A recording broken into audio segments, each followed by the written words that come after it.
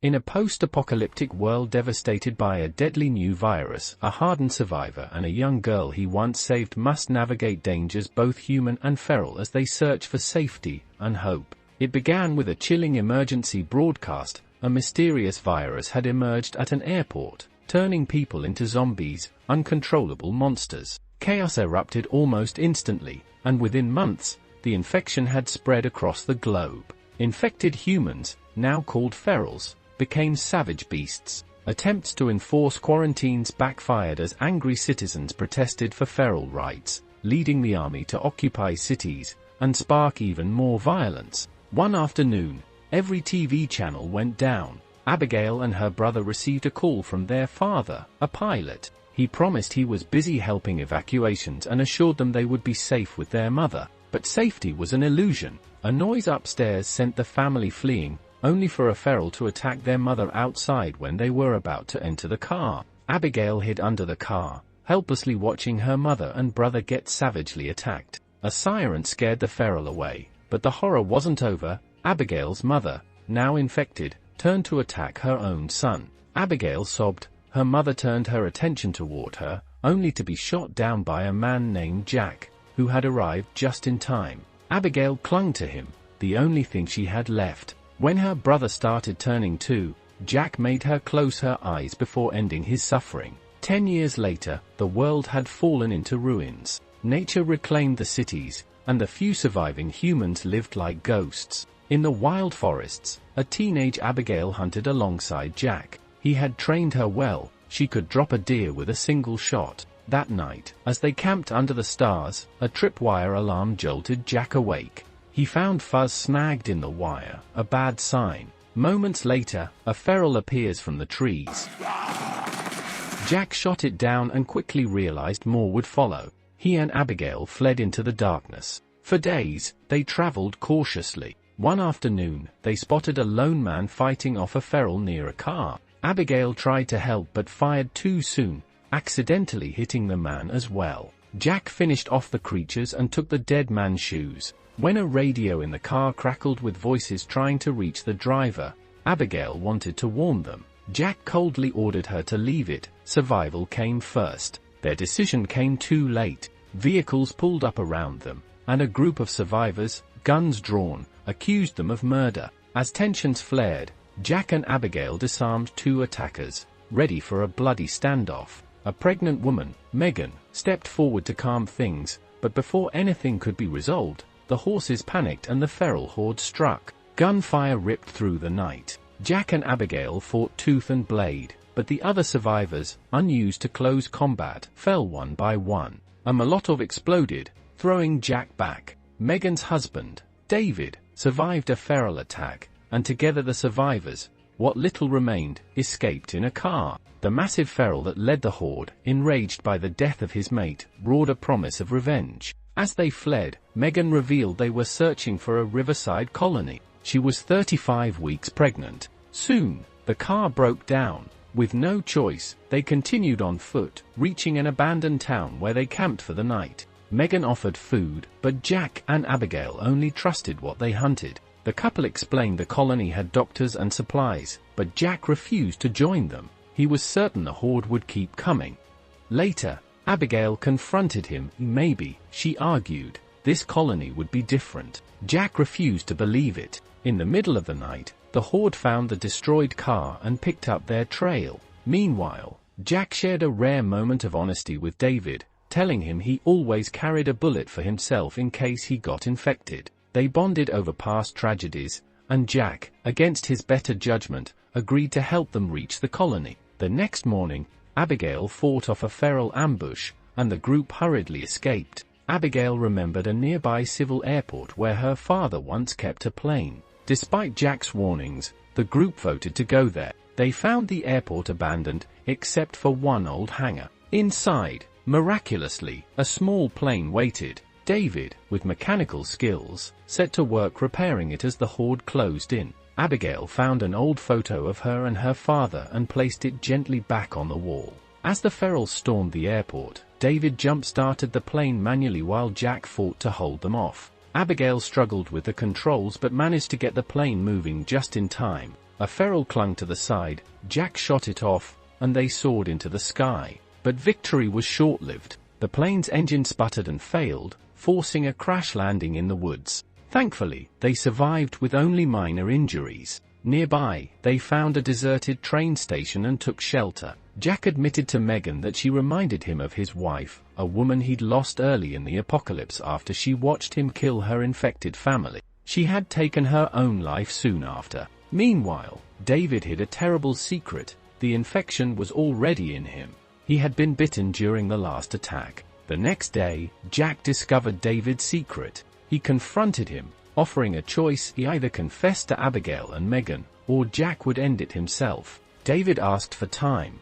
That evening, they stumbled upon a house with lights still on, a rare sight. A man named Norton answered the door, holding them at gunpoint before inviting them in under strict conditions. He explained he lived alone, self-sufficient, and powered the house himself. His kind demeanor unsettled Jack, but they needed rest. Inside, they ate and showered. Jack connected to his laptop, finding old photos of his lost family. Megan, increasingly worried, admitted her baby hadn't moved all day. She begged Jack to protect her child if anything happened to her. Later, over drinks, Norton ranted about humanity's sins, claiming the virus was evolution's justice. Jack spotted a strange knife on Norton's table but said nothing. Sick from the infection and the spiked drinks, David stumbled into the bathroom, realizing too late that Norton had drugged them all. When David came to, he found himself tied up in a basement alongside his friends. Norton, dressed in a lab coat, revealed his horrific plan.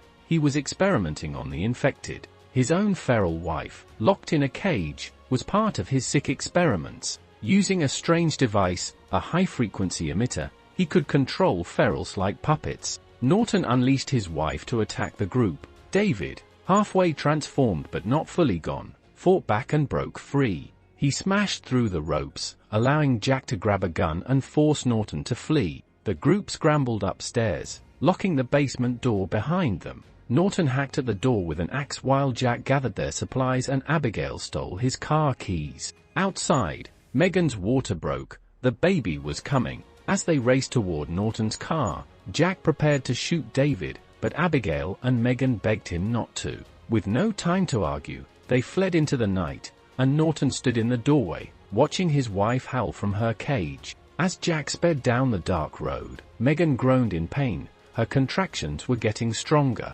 Abigail did her best to comfort her while checking their ammo. Jack focused on the road ahead, pushing the car as fast as it could go. Then, headlights appeared in the distance. The colony. Bright spotlights scanned their vehicle as they approached the gates. Jack slammed the brakes and stepped out, hands raised. "She's in labor," he called. "We need help." The guards hesitated, scanning the group. The guards finally opened the gates, rushing Megan inside while Abigail trailed after them. A doctor took Megan into the infirmary while Jack and Abigail were left standing at the edge of the compound. For the first time in years, they were somewhere safe. Hours later, the doctor emerged. "The baby's fine. She's healthy." Relief washed over Abigail as she cradled the newborn in her arms. A baby girl. Megan had named her Hope before dying. Jack watched from a distance, his expression unreadable. Far from the colony, Norton wandered through the trees. He stumbled upon the remains of the battle,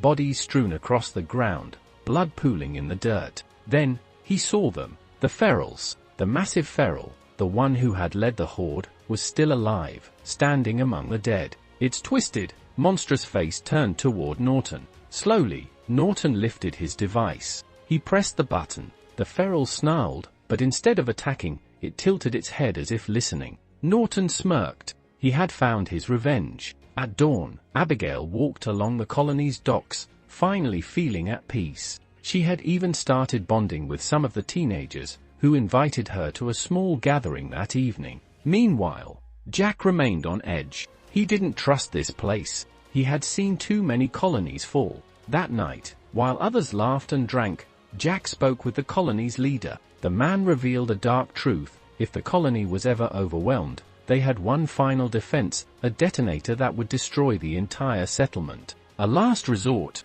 Jack clenched his jaw. He had a bad feeling about this place. And he was right, because outside the gates, Norton had arrived. With the press of a button, he unleashed the horde. The attack was swift and brutal. Ferrell scaled the walls, ripping through unprepared guards. Gunfire rang out, but it wasn't enough. Abigail heard the screams first. She sprinted through the chaos, searching for Jack. When she finally spotted him, he was locked in a brutal fight, knives, fists, and gunfire against Ferrells that wouldn't stop coming. Then, she saw him. The big Ferrell. He was different, smarter, stronger. As he turned, Abigail's stomach twisted. A bracelet hung from his wrist. She knew that bracelet. It was her father's. The realization left her frozen. This monster, this creature, had once been her dad. Jack saw the horror on her face and yanked her away. Abigail, move! But she couldn't. Not until the big Ferrell lunged at them.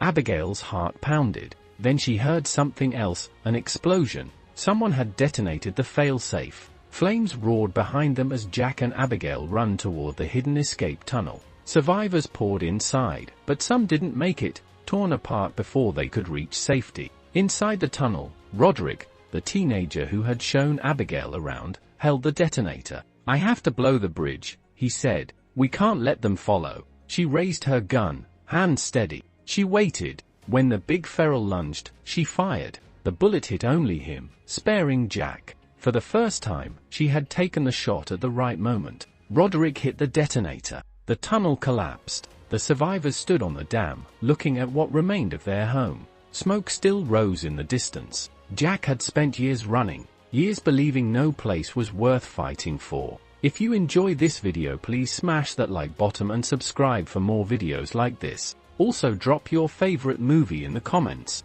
See you in the next video. Peace.